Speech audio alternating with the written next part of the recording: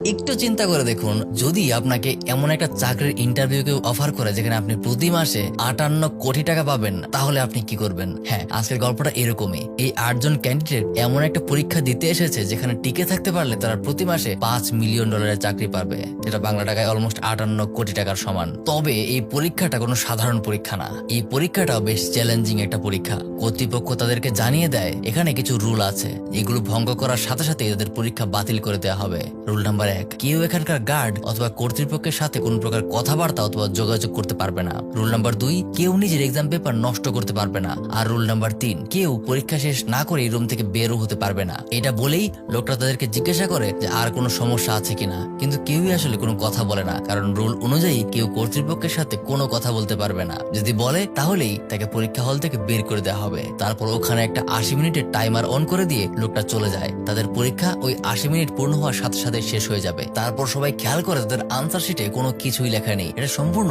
একটা খালি পাতা। কিন্তু এটা আবার কেমন কথা, প্রশ্ন ছাড়া তার উত্তর কিভাবে লিখবে? তখনই একটা মেয়ে আগে আগে মাতব্বরি করে খাতায় লিখতে শুরু করে, আমি মনে করি এই চাকরিটার জন্য আমি একটা যোগ্য ক্যান্ডিডেট। ঠিক তখনই নিয়ম অনুযায়ী আনসার শিট নষ্ট করার কারণে তাকে পরীক্ষা হল থেকে ডিসকোয়ালিফাই করে দেওয়া হয়, যেটা দেখে বাকিরা বেশ টেনশনে পড়ে যায়। আরে উত্তরপত্র দেয়াই তো হয়েছে লেখার জন্য, এখন লিখলেও ঝামেলা। তখনই সেখানে একটা ছেলে বলে ওঠে, আমাদেরকে বলা হয়েছিল আমরা কর্তৃপক্ষের সাথে কোনো যোগাযোগ করতে পারবো না, কিন্তু নিজেরা তো কথা বলতে পারি। তাই প্রত্যেকেই এখানে একে অপরের একটা নাম বাছাই করে, কারণ পুরো এক্সাম চলাকালীন সময়ে এখানে তাদের নাম ব্যবহার করা হয়নি। তাই সেফটি বজায় রাখার কারণে তারা নিজেদের আসল নামের পরিবর্তে অন্য নাম ব্যবহার করতে শুরু করে। এই ফর্সা ছেলেটার নাম দেওয়া হয় হোয়াইট, কালো ছেলেটার নাম দেওয়া হয় ব্ল্যাক, সোনালী চুলওয়ালা মেয়েটার নাম দেওয়া হয় ব্লন্ড, আর চশমা পরা মেয়েটার নাম চশমাই রাখা হয়। দাড়িওয়ালার ছেলেটার নাম রাখা হয় বিয়ার্ড, আর একটা ছেলে যে চুপচাপ ওখানে বসেছিল তার নাম রাখা হয় ইন্ট্রোভার্ট। আর শেষে একটা মেয়ে বেঁচে ছিল, তার কোনো নাম রাখা হয় না। তারা ওই 3টা রুলের বাইরে যা যা করতে পারে সবকিছুই করতে শুরু করে।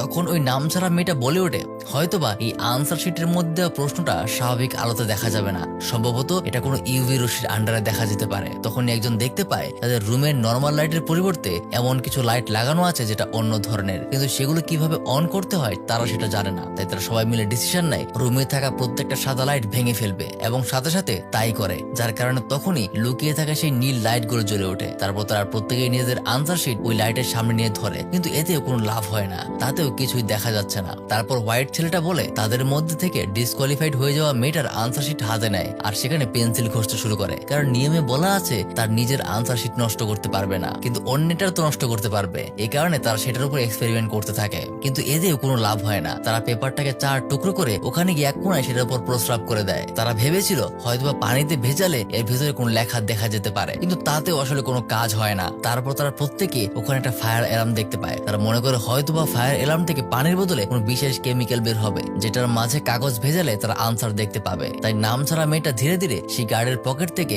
একটা গ্যাস লাইট বের করে নিয়ে আসে, আর ওটাকে জ্বালিয়ে ফায়ার অ্যালার্ম বাজানোর চেষ্টা করে, কিন্তু তার হাত কোনোভাবেই পৌঁছাচ্ছিল না। তাই বিয়ার্ড ওখানে এসে ডিসকোয়ালিফাই হওয়া মেয়েটার আনসার শিটের একটা রোল বানিয়ে তার হাতে দেয়, আর ওটাকে জ্বালিয়ে ফায়ার অ্যালার্ম বাজিয়ে দেয়। কিন্তু এখানেই চলে আসে একটা ধোকা, কারণ বিয়ার্ড ওই মেয়েটাকে ডিসকোয়ালিফাই হওয়া মেয়েটার শিট নয়, বরং তার নিজের শিটই ধরিয়ে দিয়েছিল, যার কারণে ওই মেয়েটাকেও এক্সাম হল থেকে ডিসকোয়ালিফাই করে দেওয়া হয়। যার কারণে এসব দেখে ব্ল্যাক ছেলেটা বিয়ার্ডের উপর রেগে যায়, আর এই বলে ধেয়ে আসে যে I should punch your lights off, যার কারণে সাথে সাথেই সবগুলো লাইট নিভে যায়। এরপরেই তারা বুঝতে পারে এই সবগুলো লাইট আসলে ভয়েস কন্ট্রোল, এখানে কমান্ড দিলেই আসলে কাজ হবে। আর এদিকে ইন্ট্রোভার্ট ছেলেটাকে দেখা যায় সে বসে বসে কাঁদছে। তখন হোয়াইট তাকে গিয়ে বলে, তুমি যখন বিষয়গুলো সহ্য করতে পারছো না তাহলে তোমার আনসার শিট ছিঁড়ে ফেলো, তাহলে ডিসকোয়ালিফাই হয়ে যাবে। যা শুনে ছেলেটা তাই করে। এবার তাদের আরো একটা ক্যান্ডিডেট কমে গেল, কিন্তু গার্ড যখন তাকে জোর করে নিয়ে যাচ্ছিল তখন তার চশমাটা ওখানেই পড়ে যায়, যেটা কেউ খেয়াল করে না। তারপর বিয়ার্ড সবাইকে বলতে শুরু করে এখানে অবশ্যই হয়তো এই কোম্পানির কোনো গুপ্তচর স্পাই লুকিয়ে আছে, যে আমাদের অ্যাটেনশন ডাইভার্ট করার চেষ্টা করছে।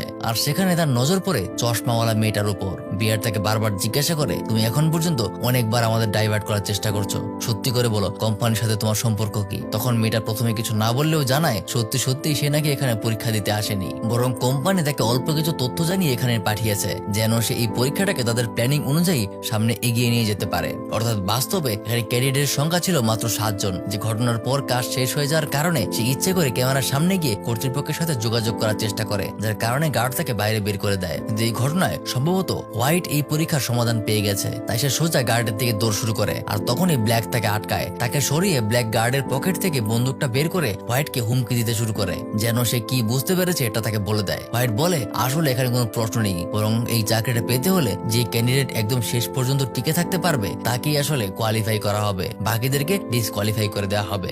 যা শুনে তখনই ব্ল্যাক সাথে সাথে হোয়াইটের উপর গুলি করে দেয়, কিন্তু দেখা যায় যে বন্দুকটা কাজ করছে না। তখন হোয়াইট বুঝতে পারে এই বন্দুকটায় গার্ডের ফিঙ্গারপ্রিন্ট দেওয়া আছে, সে ছাড়া কেউই আসলে এই বন্দুকটা দিয়ে গুলি করতে পারবে না। তাই সে কোন রকমে ব্ল্যাকের কাছ থেকে বন্দুকটা কেড়ে নিয়ে সেই গার্ডের আঙ্গুল ব্যবহার করে তাদেরকে ভয় দেখাতে শুরু করে। প্রথমে সে বিয়ার্ডকে হল থেকে বের হয়ে যেতে বাধ্য করে। আর এখন মাত্র ব্লন্ড, হোয়াইট আর ব্ল্যাক এই তিনজন ক্যান্ডিডেট বাকি আছে। হোয়াইট প্রথমে ব্ল্যাককে বন্দুক দেখিয়ে বাইরে বের হইতে বলে, কিন্তু ব্ল্যাক বের হবে না। তাই পরিস্থিতি খারাপ হবে বলে ব্লন্ড নিজেই সাথে সাথে বাইরে চলে যাওয়ার সিদ্ধান্ত নেয়, কিন্তু বের হওয়ার আগ মুহূর্তে সে বলে দেয় লাইটস আউট, যার কারণে পুরো হলে লাইট নিভে যায়। আর এখানে তাড়াহুড়োয় হোয়াইট কিছু বুঝতে না পেরে উল্টাপাল্টা গুলি করতে শুরু করে। তারপর যখন লাইটস অন বলে সবগুলো লাইট অন করে, তখনই দেখা যায় ব্ল্যাক গুলিবদ্ধ হয়ে মাটিতে পড়ে আছে, আর ব্লন্ড এতক্ষণে বাইরে চলে গিয়েছে। আর যার কারণে এখন যেহেতু সে একাই সার্ভাইভ করেছে, তাই তাদের 80 মিনিটের টাইম শেষ হওয়ার সাথে সাথে হোয়াইট গিয়ে ক্যামেরার সামনে কর্তৃপক্ষের সাথে যোগাযোগ করার চেষ্টা করে। ঠিক তখনই গার্ড এসে তাকে বাইরে বের হয়ে যাওয়ার কথা বলে, কারণ এখানে টাইমার 0-0 হয়ে গেলেও পরীক্ষা তখনও শেষ হয়নি। মনে আছে সেই ইন্ট্রোভার্ট টাইপের ছেলেটা তাদের চাপে বাইরে বের হয়ে যাওয়ার আগে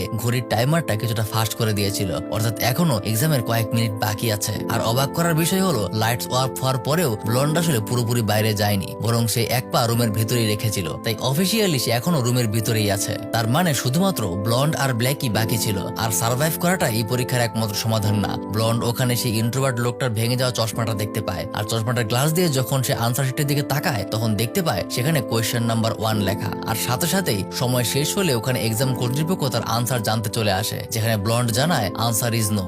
আর তখনই তাকে চাকরির জন্য সিলেক্ট করা হয়। এখন অবশ্যই প্রশ্ন আসছে যে নো আবার কেমন ধরনের আনসার। তাহলে চলুন গল্পের একদম শুরুতে চলে যাই, যেখানে সকল রুল বলার পরে তাদেরকে জিজ্ঞেস করা হয়েছিল ইজ দেয়ার এনি প্রবলেম, অর্থাৎ আপনাদের কোনো সমস্যা আছে কিনা। যেখানে তারা কেউই আসলে ভয় পেয়ে কোনো উত্তর দেয়নি, কিন্তু এখন পরীক্ষা শেষে উত্তর জানতে চাইলে সেটাই ছিল প্রশ্ন, যার উত্তর হল নো, অর্থাৎ আমাদের কোনো সমস্যা নেই।